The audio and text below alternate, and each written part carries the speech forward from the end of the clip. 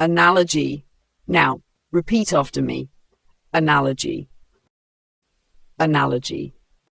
Welcome to English Dictionary Infinity, where we help you perfect your pronunciation and expand your vocabulary one word at a time.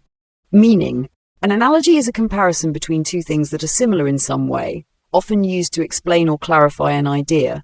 By showing how something unfamiliar is like something familiar, analogies help make complex concepts easier to understand. Analogies are commonly used in teaching, writing, and conversations to illustrate a point or give perspective. Think of it like this.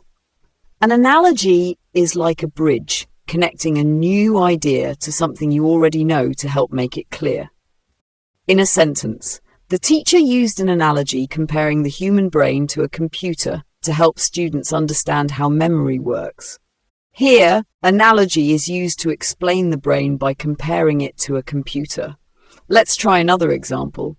Her analogy about life being like a journey helped everyone see the bigger picture.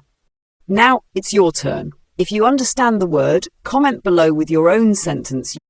Synonyms, some related terms for analogy are comparison, examining the similarities between two things. Metaphor, a figure of speech that directly compares two unlike things.